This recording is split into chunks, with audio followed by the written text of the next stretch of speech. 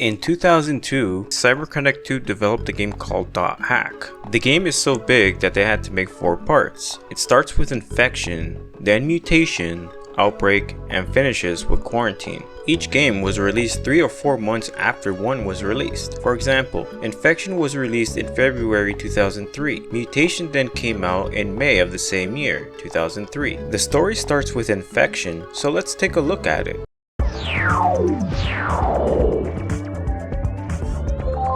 Welcome to your desktop. A desktop on a console? Well, yes, and I will explain. Let's start off with the story. You are playing an MMORPG called The World. MMORPG stands for Massive Multiplayer Online Role-Playing Game. You connect online in the world to play with thousands of other players. Since Dot.Hack is on a console and single player, that means there are no online modes here.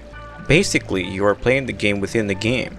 Our protagonist named Kite was invited by his friend Orca, or Yasuhiko in real life, to play The World. Everything goes well until some unintentional event occurs in the beginning of the game.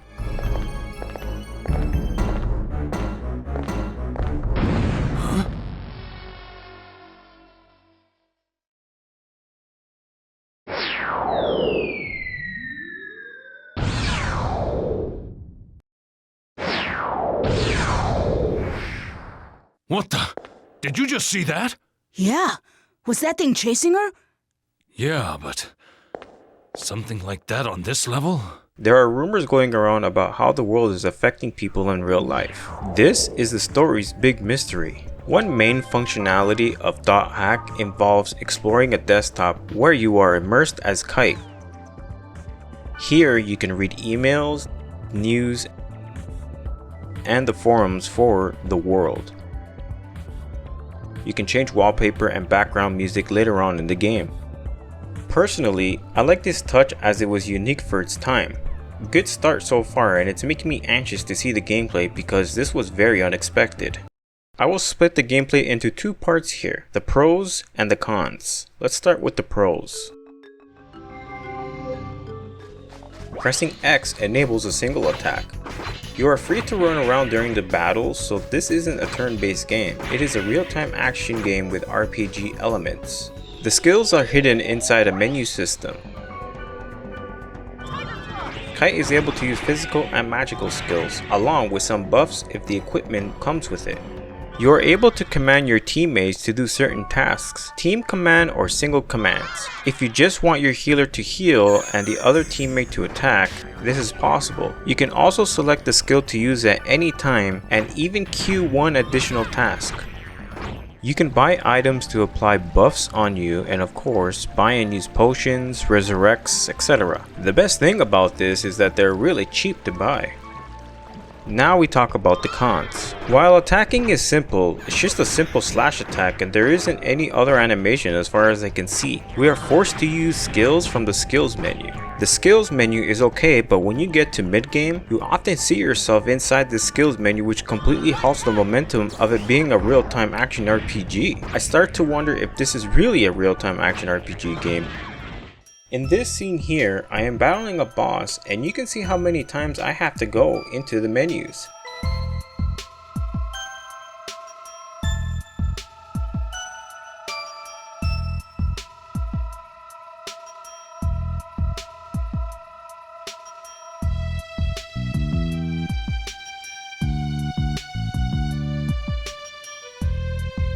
This has become a game where most of my time I am literally in the menus. The recommended level for this area was 28 and my party was around 30. This led me to believe they wanted us to grind in other areas for equipment. The problem here is that when you are grinding, the XP needed to level up doesn't change and you always need 1000 XP. By the time you get equipment for harder areas, you're already over leveled and the game becomes easier, thus making the game a bit boring. Therefore, I would honestly say that the pacing of the game isn't the best. The story, however, makes up for this and I believe that alone is worth the run. The skill system in this game has a range for each skill. If one uses a skill, that target is stuck in place until the skill is done. This is for both the caster and the target. This can get frustrating when battling difficult enemies. Let's move on to the controls for this game because we are talking about a game that was developed in the early 2000s. Making use of the dual analogs, you move with the left and control the camera with the right analog. There are different controller schemes that are not customizable. There are 4 controller schemes. I would honestly recommend you check them out because they are different from the modern controls of the 2020s. The controls are responsive and not ones that I have problems with buttons not being pressed. There is only one problem I have with the controller and I forgive them for this because this game is 20 years old. The camera rotation of up and down is inverted. This was really hard to get used to. Basically, if you don't use the camera right, you'll be dead before you know it. The music in this game is incredible. It uses a dynamic system where the song changes melody when you enter battle mode. Once the battle ends, it returns to its calming melody. Each area has its own theme alongside the dungeons.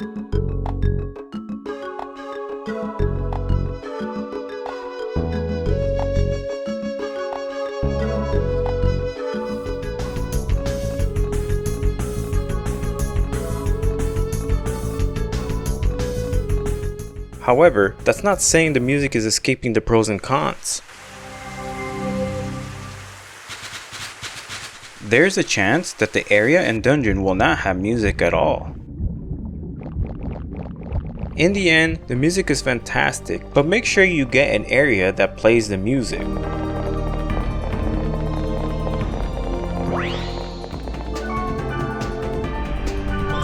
The graphics have not aged, to be completely honest. Nowadays, Nintendo Switch games look like this and many people don't mind it because of the gameplay, which kinda conflicts here, doesn't it?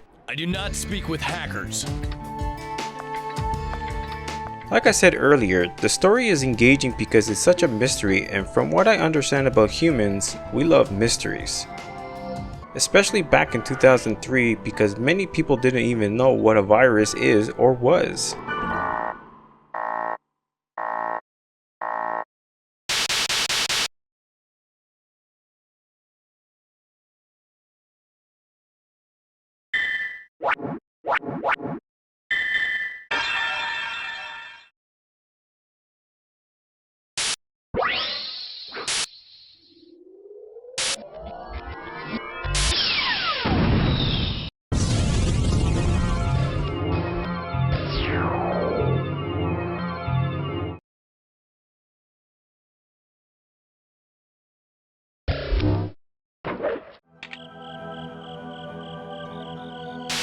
You might be wondering what that protection break and data drain OK is all about.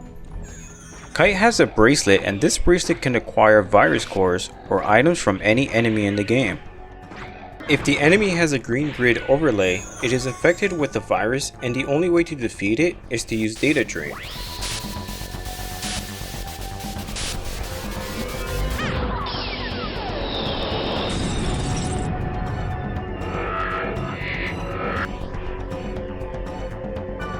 Once used, the enemy becomes vulnerable to damage,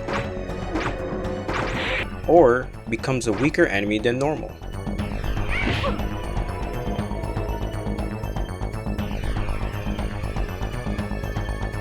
Now this is interesting. If you take a closer look at Black Rose, the first scene you see her, the model being used is not used during the gameplay. They completely lower her polygon count to probably keep a stable frame rate during big fights. You will only notice this if you wanted to take a look at her model and if you are playing this game in first person.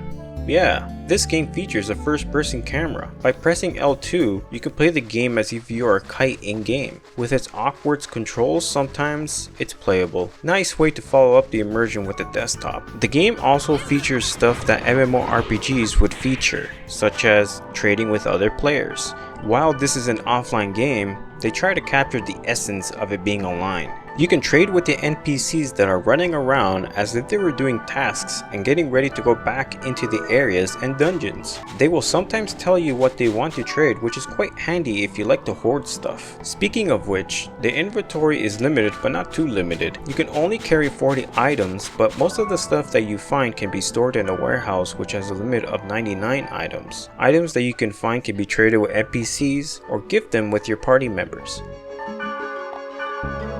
Thanks.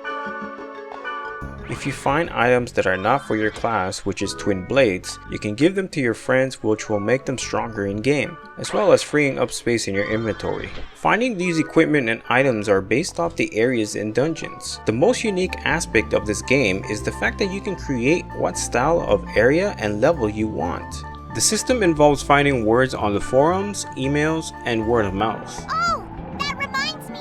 I overheard something over at the weapon shop. Theta, collapse momentary spiral. They say it's really dangerous. With these words, you can mix and match them to create areas that may have a rare item that is for you or your friends. Everywhere you go with party members, they will level up as well. However, sometimes the game levels them up for you as if they were really leveling by themselves. The game also includes the option to enable the original Japanese voices. なんかワクワクするよね。何よ、トレードしたいの？つまらないもの出したら承知しないわよ。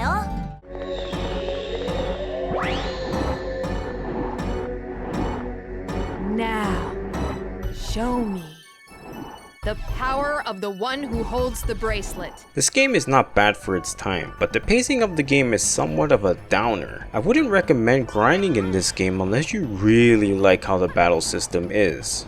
I don't mind going into menus during battle, but when you have to do it over and over in a fast pace and rarely see action until all actions are complete, you start to think that this is stupid. There are 3 more games in this series to review, and I just hope that they change some things up in Mutation. The story is engaging with its mystery. The characters' personalities are great.